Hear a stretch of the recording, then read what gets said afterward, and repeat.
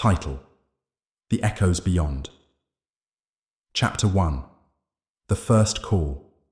The silence of the observatory was suffocating, thick and dense, like the weight of the sky itself pressing down upon the building.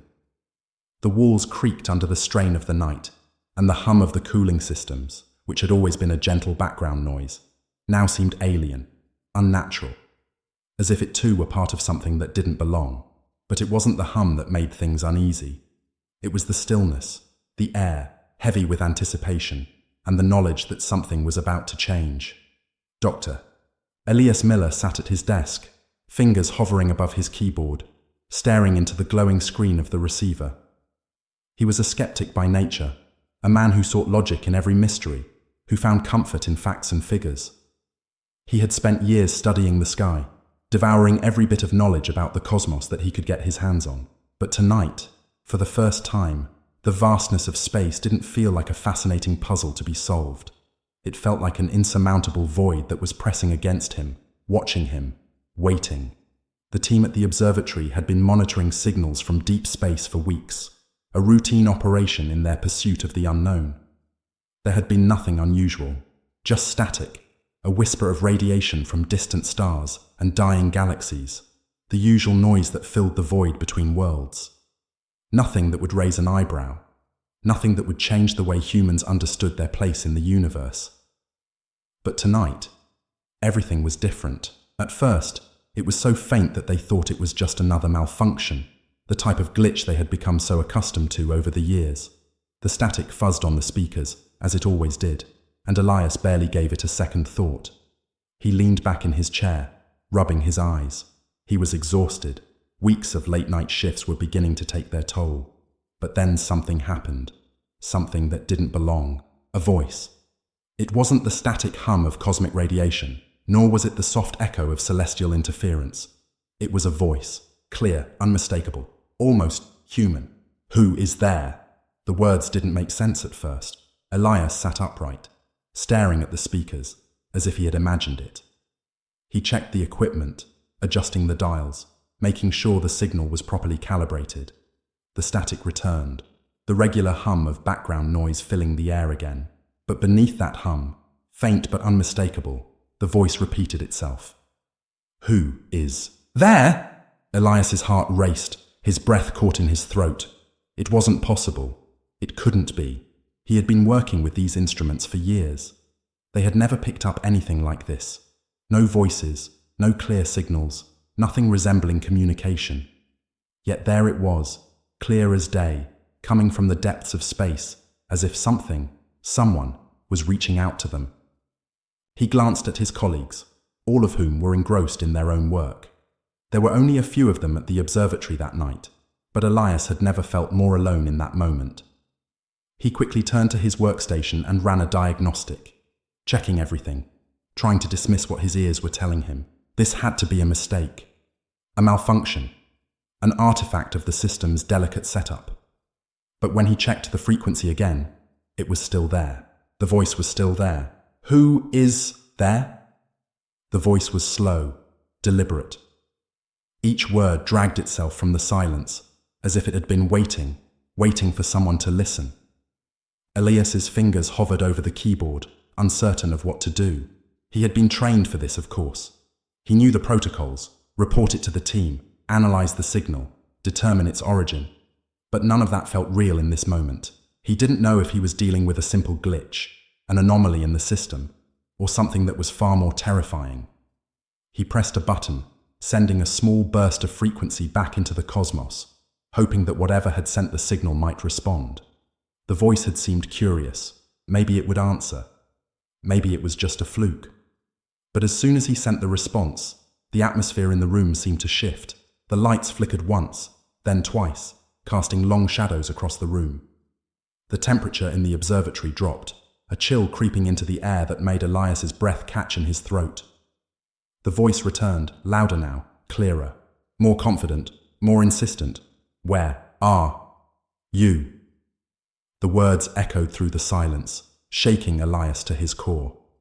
The hairs on the back of his neck stood up, and for the first time in years, the vastness of space didn't seem like a wondrous mystery.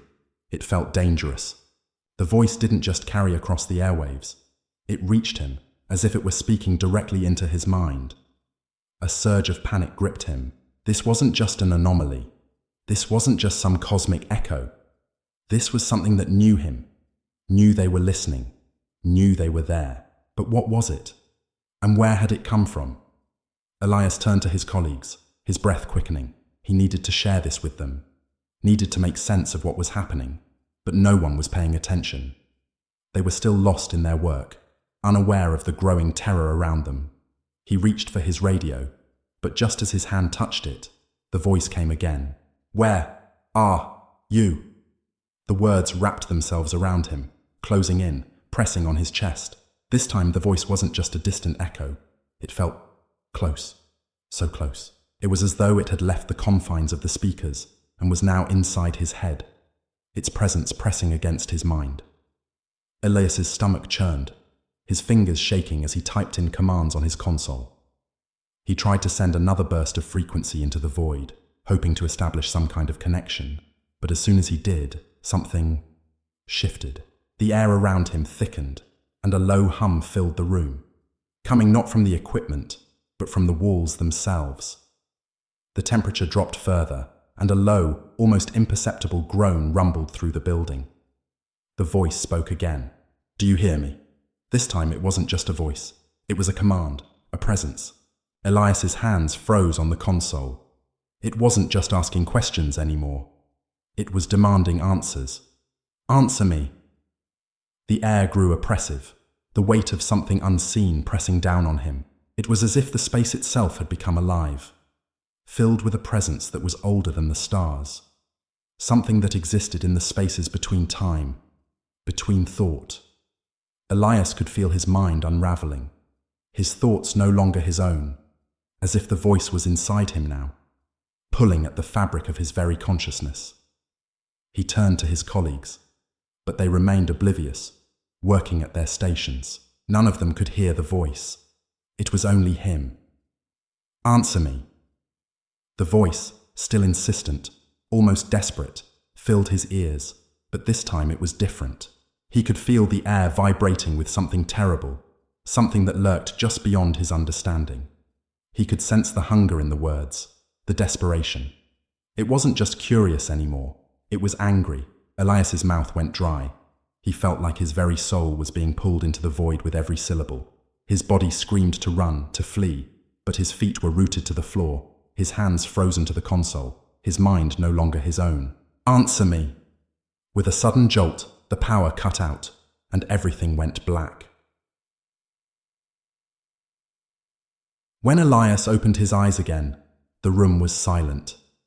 The hum of the equipment was gone, the lights flickering weakly above him. The strange voice had disappeared. The cold was still there, but it felt distant now, like a memory fading into nothingness. He stood up, his knees weak, his hands shaking. He looked around the room, but the faces of his colleagues were no longer calm and oblivious. They looked as though they had been changed. Their eyes were wide, pupils dilated, their bodies stiff, as if they were still listening, waiting for something. The voice had stopped, but Elias knew something far worse was coming. End of chapter 1.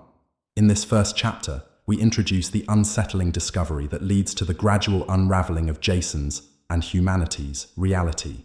The story builds tension through the inexplicable signal, creating a sense of claustrophobic dread. The constant presence of the voice, growing more insistent and demanding, hints at something ancient and malevolent, a force that transcends the physical world. This chapter sets the stage for the horrors to come as humanity is forced to confront a presence that was always there, waiting for a time to speak. Chapter 2. The Silent Voice. Elias sat in the dim glow of the control room, staring at the flickering screens in front of him. He hadn't slept in what felt like days. The darkness outside the observatory windows pressed in on him, the town of Ascot now a distant memory, swallowed whole by the fog that never seemed to lift. The night had settled in with unnatural heaviness, and his heart had yet to stop pounding, the echo of the voice that had filled his mind still resounding in his skull. "Who is there? That haunting guttural question had lingered long after the power had cut out. That presence, so ancient, so vast, felt alive in the room with him. But it had never been truly silent. Even as the lights flickered back on, Elias knew it hadn't left. It was always there, in the walls, in the stillness of the air, in the very breath he drew. The voice had gone quiet for now, but the silence felt more like a threat, a heavy pause before the storm. He couldn't understand it. It had been a simple anomaly, or so he thought. But there was nothing simple about this. It wasn't a satellite malfunction, or a stray signal from a distant galaxy. This was something else. Something far worse. His mind kept replaying those words, trying to extract some meaning from them. But it wasn't the words themselves that unnerved him. It was the presence that accompanied them, the palpable weight of something reaching out from the depths of the universe. The voice had not just spoken to him. It had entered him. It had bypassed the instruments, bypassed the airwaves. It had been in him. The horror of that realization set in like ice in his veins. Elias had been awake for too long, too restless to think clearly. But one thought kept creeping into his consciousness, dragging the corners of his mind into a dark pit. It was coming.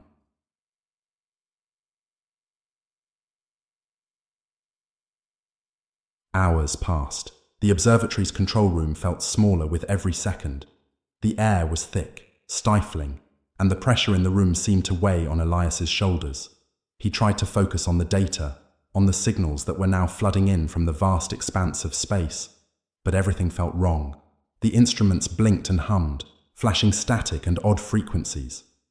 But beneath it all, there was something else.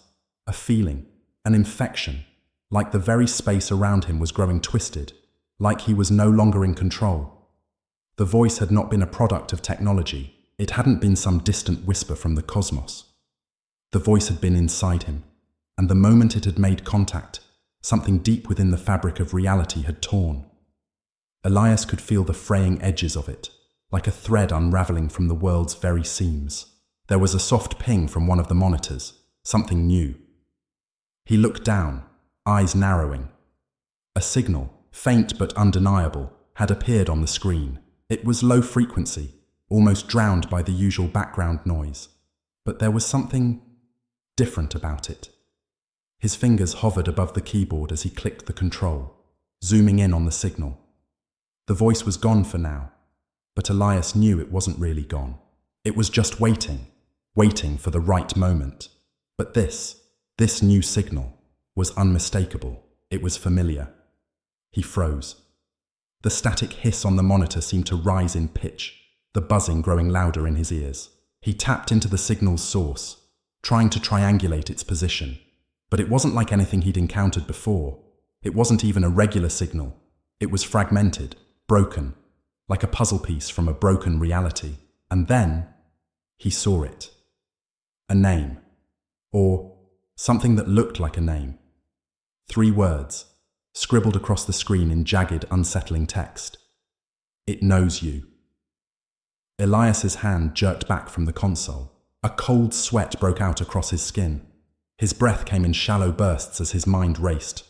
The words were unmistakable, direct, and they filled him with a deep, terrifying certainty. He wasn't just monitoring a cosmic anomaly anymore.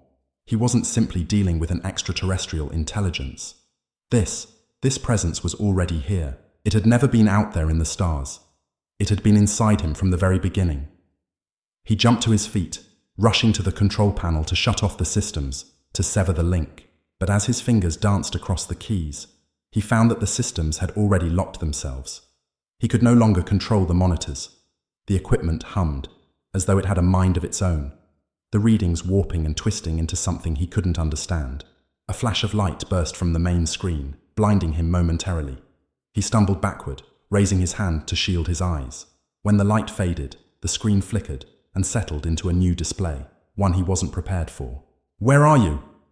The voice wasn't coming from the equipment. It wasn't through the speakers or even the radio. It was inside his head again, a dull ringing in his skull, pressing against his thoughts. Elias's breath caught in his throat. His body went cold, the temperature in the room plummeting.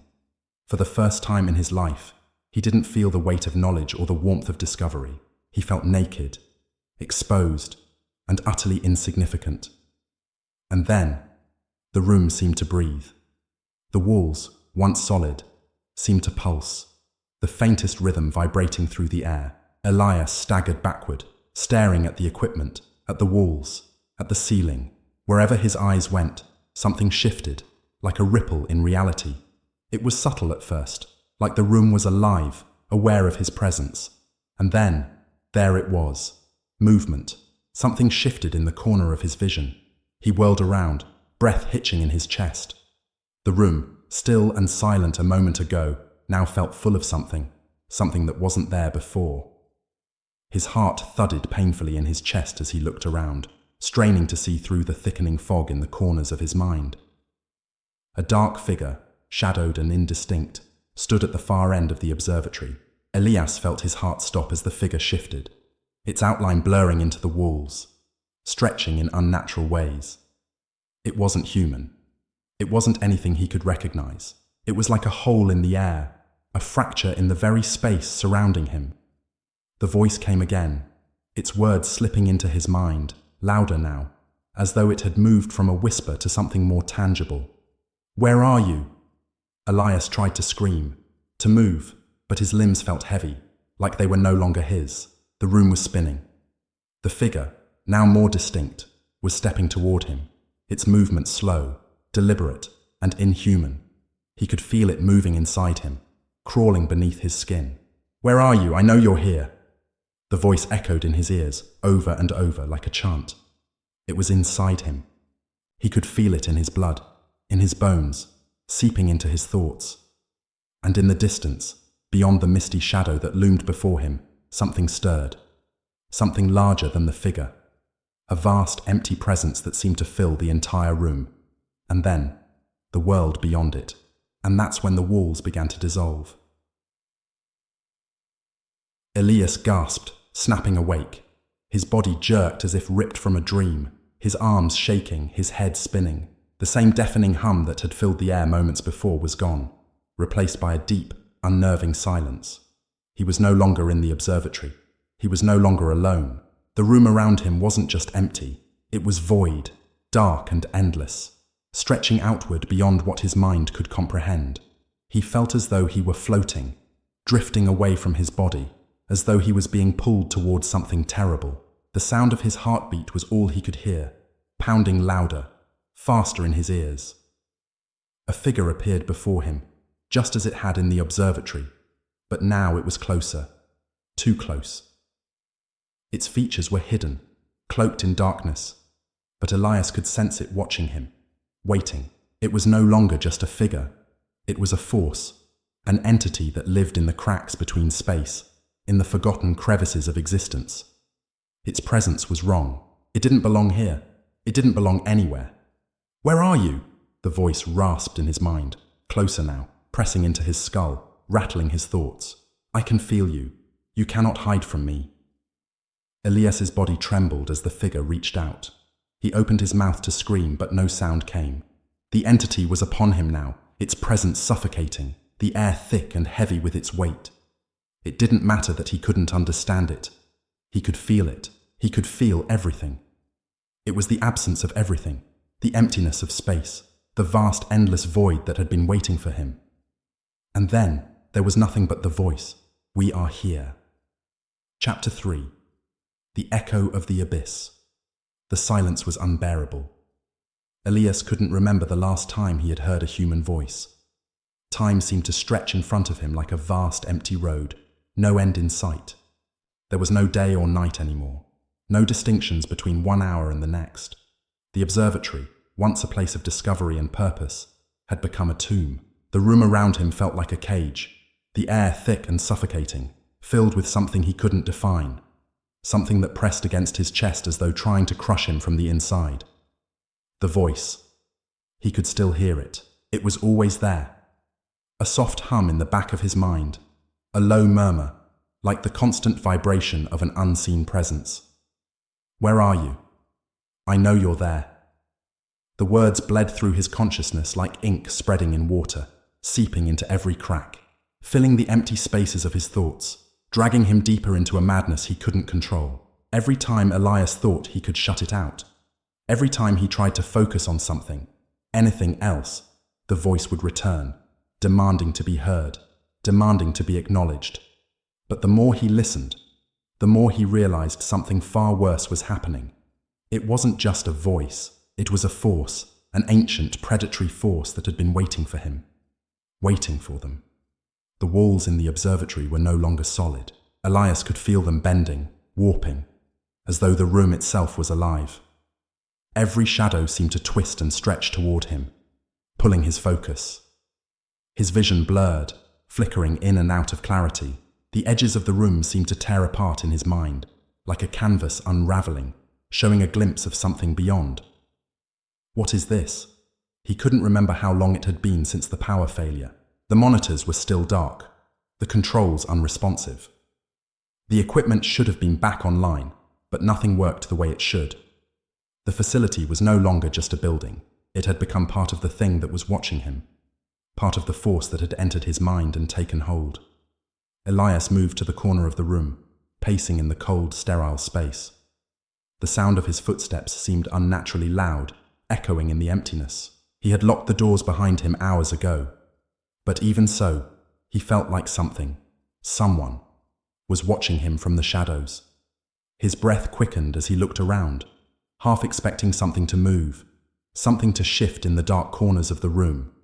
But there was nothing, and that was the worst part. The silence was worse than anything else. It was the quiet before the storm. The absence of sound, the stillness of the air, was the ultimate deception. He could feel the waiting. It's inside me. The thought struck him like a bolt of lightning. The revelation was so simple, so horrifying that Elias couldn't breathe for a moment. It wasn't just in the room with him. It wasn't just on the other side of the walls or the far reaches of space. It was inside him. The voice, the presence, the thing he had reached out to with his broadcasts. At that moment, Elias understood that it wasn't a question of if this force would come for him. It was already here. It had been here from the start. It had been waiting for him to open the door, to give it permission to enter. "Where are you?" the voice whispered again. This time it was soft, almost gentle, as though caressing his mind with the words, wrapping them around his consciousness like tendrils. He could feel it slipping through the cracks, filling the spaces where his thoughts should be. His mind was no longer his own. The voice was claiming him, consuming him, and he was helpless to stop it. "I know you're there." The words were no longer a question. They were a command, an undeniable truth. The thing, it, knew him, knew everything about him. It was aware of his every thought, his every fear. It had always been watching, waiting for the moment when the walls between them would come down, when the threshold would be crossed. "It knows me," Elias realized, and the sheer weight of the thought sent a tremor through his body. He couldn't escape it. There was no place left to run. Suddenly, the hum of the air conditioning system stopped, and the temperature in the room dropped. Elias shivered, rubbing his arms in a futile attempt to generate warmth. He was used to the chill of the observatory, but this was different. This felt unnatural, as though the very atmosphere had been altered, as though the temperature change was some kind of signal, a message. And then, the lights began to flicker. Not just the usual flickers of malfunctioning bulbs, but something more rhythmic, deliberate. They blinked in a pattern, as though responding to something, communicating. "I am here." The voice. This time it wasn't inside his head. It was coming from the speakers, echoing across the walls of the control room.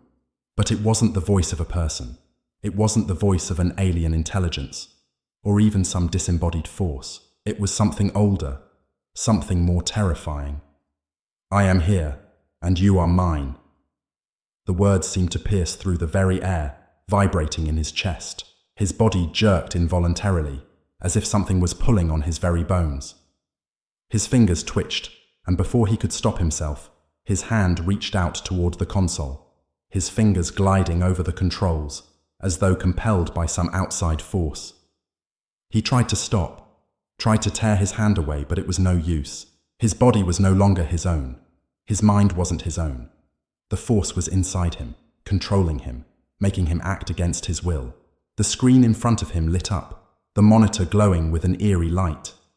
A series of images flashed across the screen, jumbled, distorted, images of ancient cities, of crumbling temples, of landscapes covered in shadow. It was as though he were witnessing the memory of something older than the world itself. And then there it was, a face, a figure. It was a silhouette at first, just a dark shape in the midst of the shadows. But as it drew closer, it became clearer. An elongated figure, impossibly tall, its outline flickering and shifting, as though it were not entirely part of the physical world. Its features were obscured by the dark void that surrounded it, but there was something about it that felt alive, something alive in the way it moved. Elias's breath caught in his throat. It was smiling. The smile grew wider and wider, stretching impossibly far, its jagged teeth like broken shards of glass. The figure seemed to lean forward, its eyes, if they could be called eyes, locked onto Elias. And then, the voice came again, soft but insistent, like a breath in his ear. "You have opened the door, Elias." The air felt thick, suffocating, as though the room itself had collapsed inward. The walls pulsed, contracting and expanding with each breath he took, as though the very space around him was alive, aware of him, of his thoughts.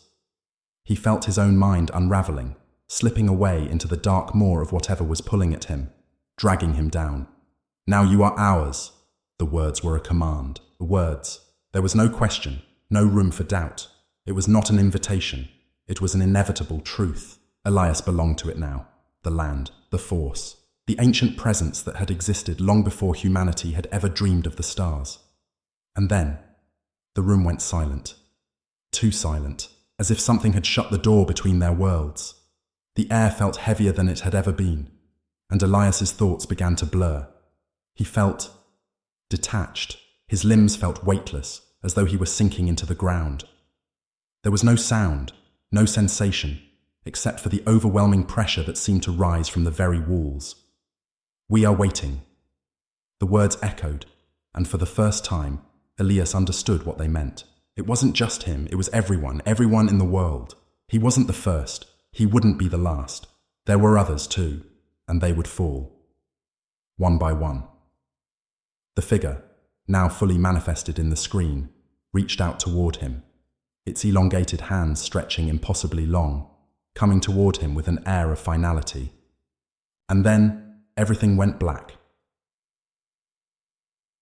Elias awoke again, gasping for air, his eyes flying open, but nothing made sense. The room was still, silent. Everything was normal, but it wasn't. The force.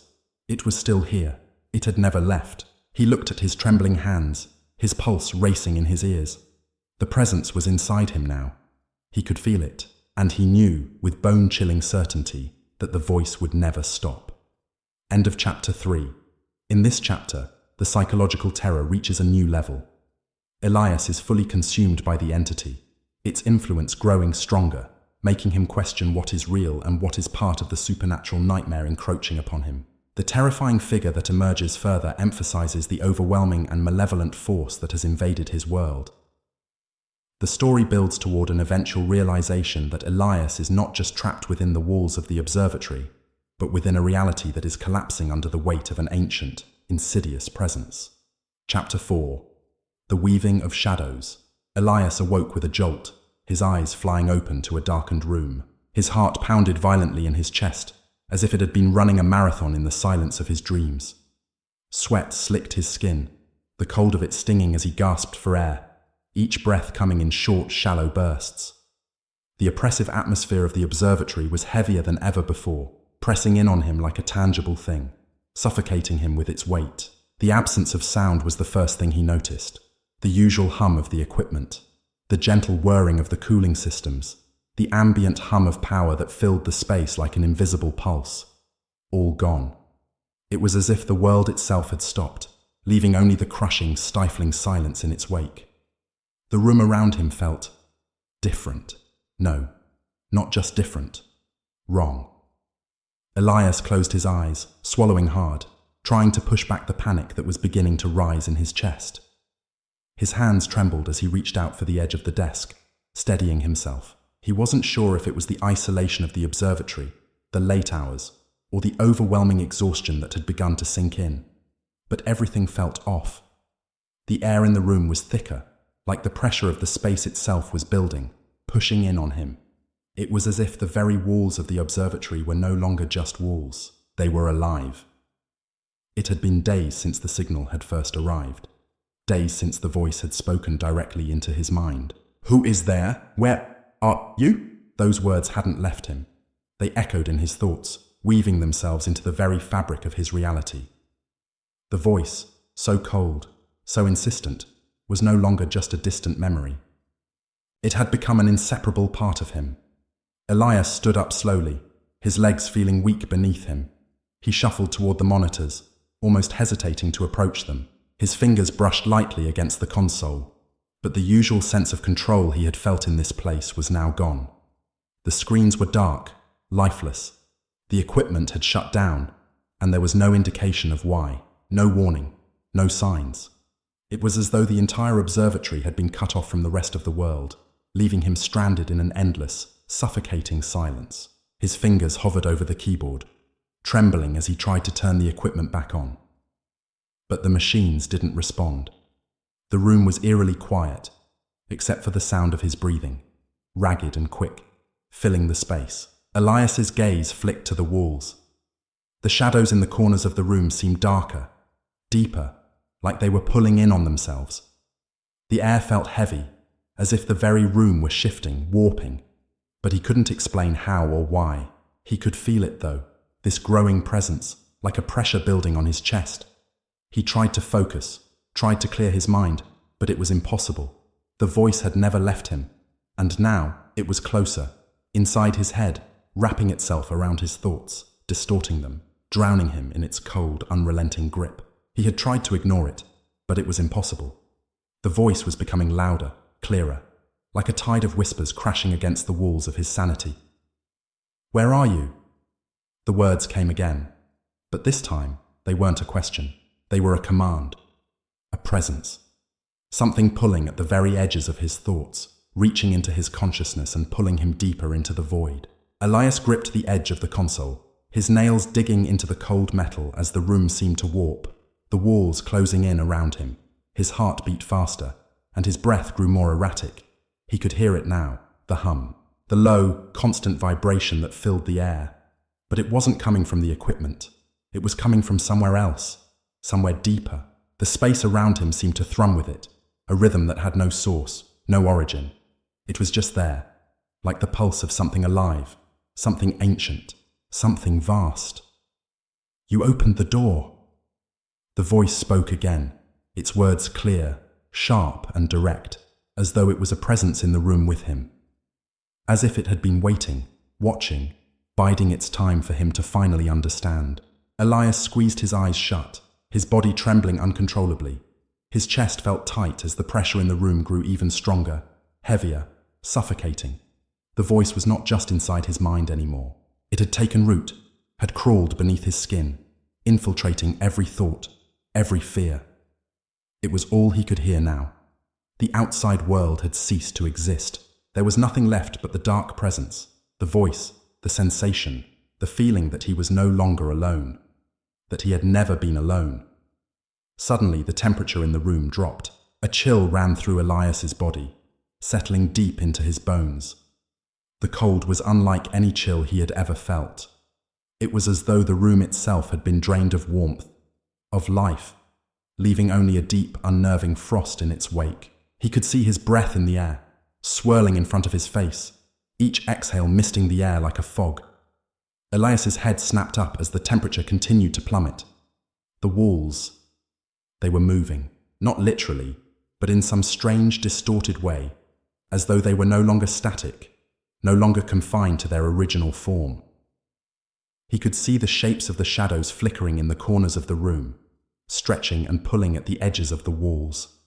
It was as though the entire space was becoming fluid. His heart skipped a beat as he turned toward the far end of the observatory.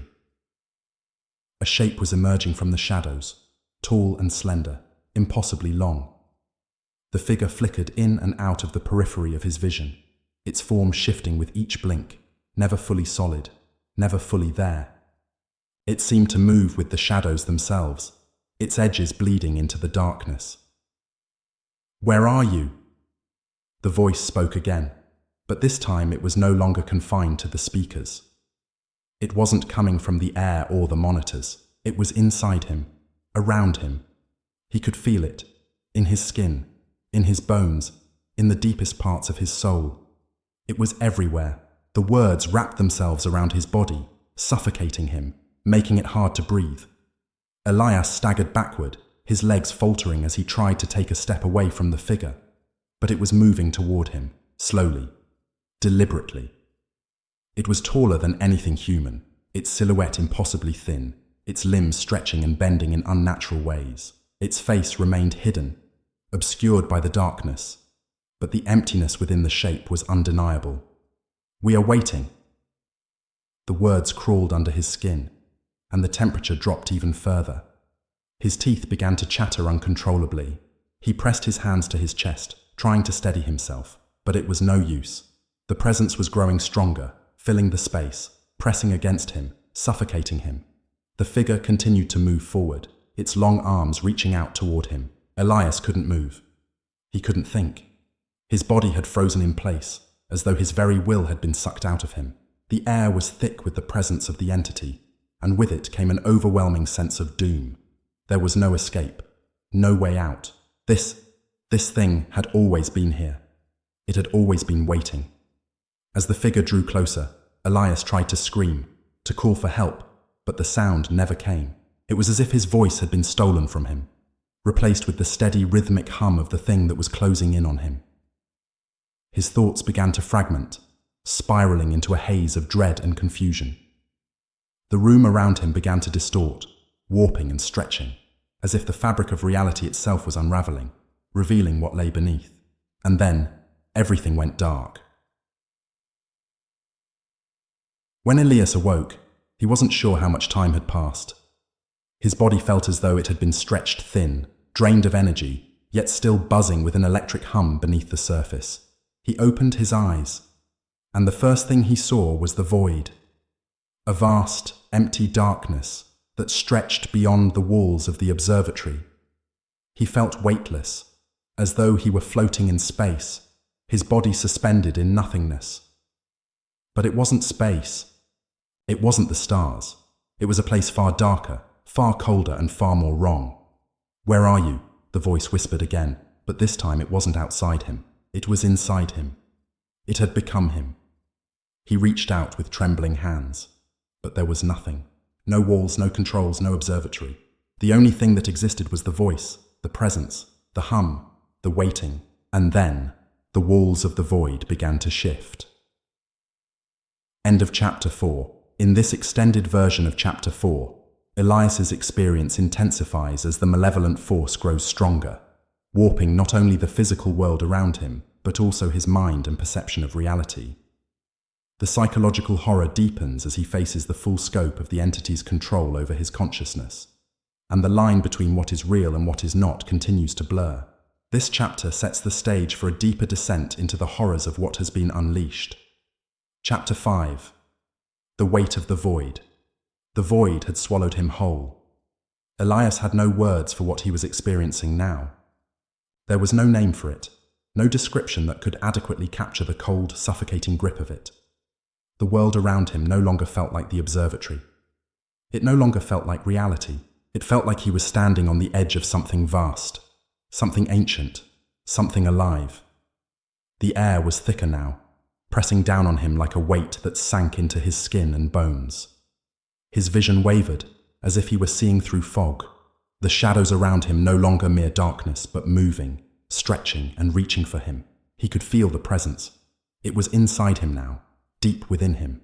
The entity, the voice, had taken root in his mind, and every thought, every whisper, every breath was now tainted by its suffocating touch.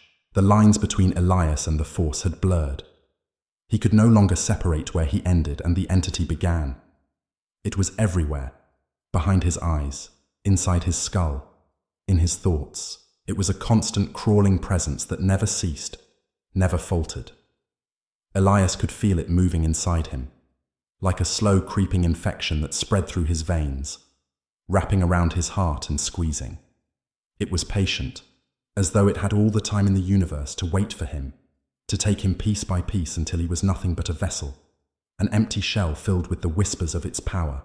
He stumbled through the darkened room, his hands stretched out in front of him, seeking purchase on anything solid. But the walls weren't solid anymore.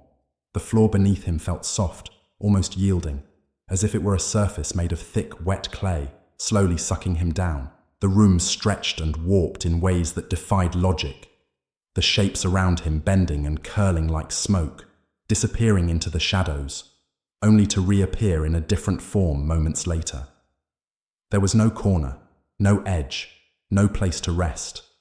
It was all fluid, uncertain, and the longer he stood in it, the more his sense of reality began to crack. The whispering voice, if it could still be called a voice, grew louder, more insistent. It no longer needed to speak in words. It was inside him, threading itself through his thoughts, like the slow, steady beating of a drum, driving him to the brink of madness. "You belong to us!" The words slithered through his mind like a serpent, coiling tighter, squeezing the air from his lungs. He wanted to scream, to shout, to push the voice away, but no sound came. He opened his mouth, but the air around him felt thick and heavy, and his body refused to obey. His tongue felt like lead, his limbs stiff, as if they were no longer his own.